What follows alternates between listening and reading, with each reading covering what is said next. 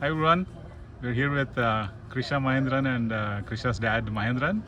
We're at Rolling Hills Tennis Club. So she played the qualies here, yeah, and so she was kind enough to give us an interview. Krisha, so to begin with, can you tell us a little bit about yourself and your background and you know? Yeah, so I'm 17 years old. I was born in India. I was born in Chennai.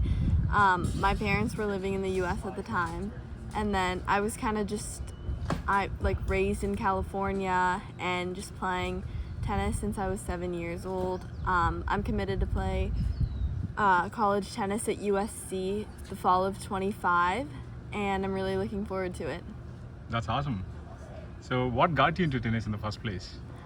It would be on TV a lot. My mom especially liked to watch it a lot, so it would be on the TV, and I guess I just wanted to be like the players that I saw there. Oh, awesome. And who were your initial coaches, and where did you start taking lessons and where did you train? So my first coach was Lewis Lamb, and that was at Westlake Athletic Club. I worked with him for the first 7 years of my tennis career, and then I just switched to Oliver Meserly. He runs Tennis Power Academy, and I've been working with him for 4 years about now. Oh, great. At what age did you start? What age did I start tennis? Yeah. 7. 7. Okay, great. And when did you realize you're good at it and you can pursue it seriously? I wanted to pursue it seriously, I think, when I was probably 8 or 9. The decision was pretty quick. And was it because of winning a tournament, or what was the trigger point? I would say I just really liked watching the pros play on TV, and I really wanted to be like them. Oh, awesome. And what were some of the initial tournaments that you played in the US where you had good amount of success? Starting from really low age groups I remember starting off playing the level 7s and the level 6s, the novice and intermediate tournaments. Those went well for me. I was number 1 in the 10s and the 12s pretty quickly. And then I remember playing Easter Bowl under 12s, and then I got 6th place in singles and then bronze ball for doubles. So that was a fun tournament for me, and then that was probably my most memorable tournament. Oh, nice. And the pandemic hit when you're about 13. Yeah. And around that time is when most players make a decision, right? Do you want to take tennis seriously and give academics a backseat, or at least make your priorities very clear, right? And how did pandemic help, or not help? That was about the same. So that was about the same time that I switched to coaches. Right about when the pandemic hit, and I felt like I kind of was, plateauing, because I had worked with the same coach for 7 years. So I just kind of wanted to get a new set of eyes to look at my game, and I kind of realized that I wasn't improving as much as I wanted to, so I switched coaches, and then that went a lot better. The first couple months were definitely a struggle just because of the change and stuff, but I learned that he was putting me out of my comfort zone every day on the court, so that was really good for me, and that was really an area that I could have developed, and I did. Academics, I was just homeschooled, just doing online school, and I kind of just do it throughout the day when I'm not playing tennis. And how long was the break? Obviously when pandemic hit and everyone was locked down at home, how long could you not practice, and what did you do to keep yourself fresh with tennis? I don't think I could practice, actually go outside and practice for, I want to say 2 months. I just kind of did fitness at home. We had a garage, so I just did a lot of agility, ladder, hurdle stuff in the garage, and did a bunch of shadow swings. And then after 2 months, one of our close family friends, he was the head coach of CSUN. He was kind enough to let us use those college courts to practice on just privately. He was super helpful with that, so I felt got on court before the majority of other players could. Awesome. And ITF Las Vegas, right? That was your debut. Yeah. Back in March 2022. Mm-hmm. And from the qualies, you won 5 matches and made it to the quarterfinals, I believe. Yeah. Right? And what was that experience like? And what was different from the tournaments that you played until then? Yeah, so first of all, I actually didn't even think I was going to get into the tournament because I was like, I think 6 in the alternate list or something, but we just like decided to like take a road trip there because it's only like 4 or 5 hour drive, so it's not too bad. And then I got lucky and got in. I had to play, I think, two or three rounds of qualifying, and then I got to the quarters. That was super fun. I like playing in Vegas. I like the altitude there, and I like the windy conditions. I mean, I don't like it, but I feel like I do better in it than everyone else does, or most of the players. So it was fun. It was definitely a fun experience, and then I liked it and obviously had a positive experience there, so I wanted to play more ITFs. And you also played ITF JB1 in Pune, right? Back around the same time in 2022. And how was that experience? Of course, that was the first time you were playing. You played in India? Yeah, that was my first time. First and only time, yeah. Okay. So far, but that was definitely fun. That was interesting. The weather was very interesting. I had not experienced anything like it before. It was raining every single day. It was super hot and humid. It definitely took quite a bit out of me to get used to the conditions and stuff, but I felt like it was definitely a good learning experience, and it was definitely fun to play in my own country. And how quality was like? Of course, you're used to playing mostly in the US, right? And mostly US players here. Yeah. How was it like? How was the switch like? Do you feel any change in the style of play or quality or anything? I felt like the style of play was definitely very different. I felt like the players over there were definitely faster, were making more balls. But I felt like the quality was about the same. I mean, it was definitely a high level, definitely very competitive matches, and yeah. Cool. And you won 4 singles titles already on the ITF Junior circuit, right? And how do you review your game so far based on those tournaments? I would say the 4 that I won, I think I won 3 in Costa Rica and 1 in Guatemala. I like playing in Costa Rica. I like the conditions there. The quick courts, and Guatemala was the same quick courts. Super high altitude. I like playing in those types of conditions. I feel like it really suits my game. My serve works well there, my lefty serve and my flat backhand. Those were definitely fun. It's pretty hard to like win an ITF title just because it's like you have to bring your A game every single day for a whole week, and it's pretty hard to do, especially when you're playing different opponents, different styles, and it's also different environment. But I felt like in those tournaments that I won, I really brought my level. And for the tennis fans that don't know you, haven't watched you, how do you describe yourself as a tennis player? I would describe myself as an aggressive baseliner, lefty. I like to use my lefty forehand to hook people off the court, but I also really like my backhand as well. It's really flat. I would say I'm pretty feisty and competitive out on court, and yeah, I like to have fun out there. Nice, good to know.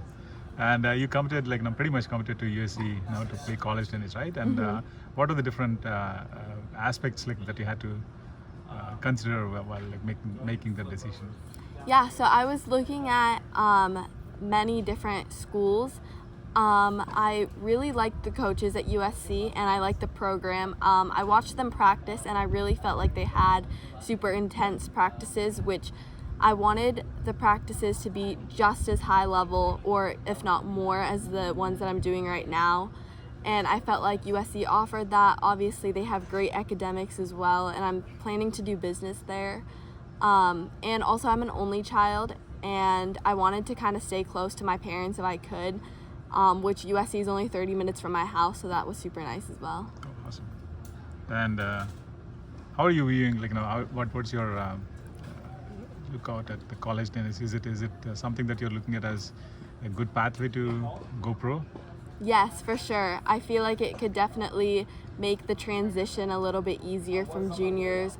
Instead of going like junior to pro straight, it could be like junior college and then pro. I feel like that would definitely make the transition a little smoother. And college tennis, it's a lot of pressure. You're not just playing for yourself, you're playing for something more, not just your teammates, not just your coaches, but also like the whole entire school. So, combine that with the no-ad play, and it definitely prepares you for tight situations that you might find yourself playing in like professional matches.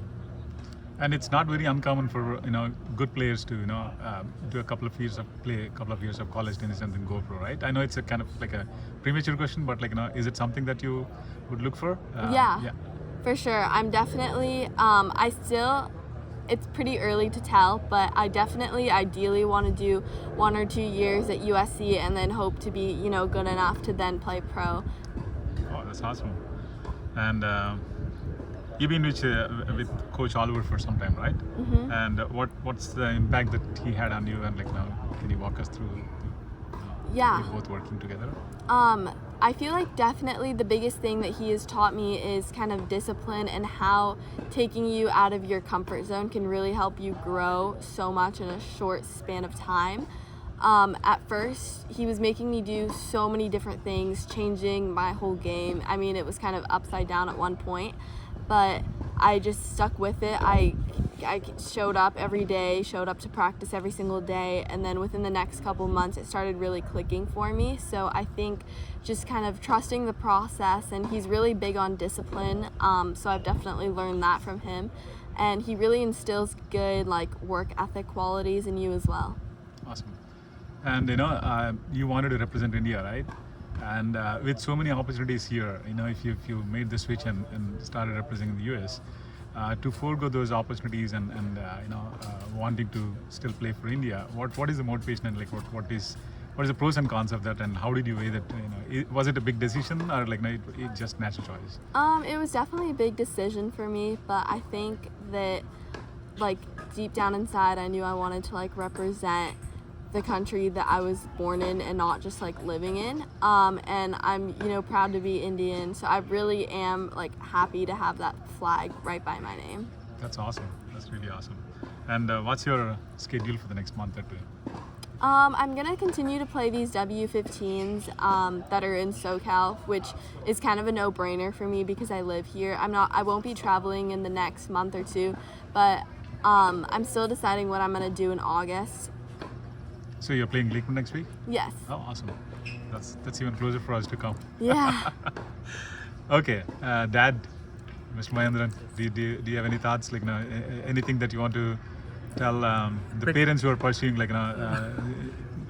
supporting their child's passion? It's a long journey. It's a long journey. It's a tough journey. What is some advice that you would give to parents? Especially if you're working, you have to manage your work schedule as well as hair career. So it's a full of fun. Yeah. Yes.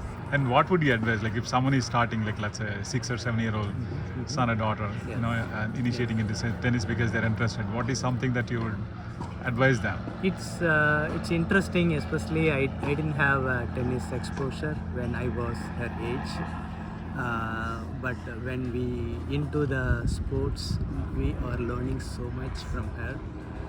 So for any new player, it would really help parents to develop their skills. Okay, so. And what are some don'ts that you want to advise tennis parents? Okay. Something that they're not supposed to do, it's tempting, but something that's not good for. When a match ends, whether it's winning or losing, be neutral. Okay, just don't tell all the mistakes. She did. Okay, so. Great. Thank you. And Krisha, what is something that you would advise, to a 6-year-old yourself or 7-year-old yourself? Would you do something different, or? I don't think I would do anything different, really. I really liked the path that I've taken so far, especially when I was younger. I really liked it. I had a lot of fun. I looked forward to playing tennis every day, and I looked forward to going. I mean, I still do. So I would say just definitely keep that. You want to be having fun out there, and when you get older, sometimes you're going to go through adversity. You're not going to get the wins that you want. You might go through a period of struggle. I would say in moments like that, just know that showing up really does count. Just showing up to practice every day, not quitting. It really, you're bound to get better. So, yeah. Awesome. Okay, now I have some rapid fire questions. Okay. Just fun. No. Okay. So, respond to it as quick as you can. So what are your hobbies? I like going to the beach. Okay. And favorite travel destination? Favorite travel destination. Oh gosh, Florida, Okay. And a place that you haven't been but would love to go there? Bahamas, Okay. And favorite tennis player? Vika Azarenka, And favorite movie? Home Alone. And a loss in a tennis match that hurt you the most? Tennis match that hurt me, like A loss, yeah. like the one that I Of played. course, yeah. Probably. Probably the last one that I played yesterday. The most Close recent. one, yeah. And dream tennis match to watch live? Nadal versus Federer, And favorite Grand Slam? Wimbledon, And dream doubles partners, mixed or women's? Federer. And toughest opponent you have faced so far? Toughest opponent I faced so far.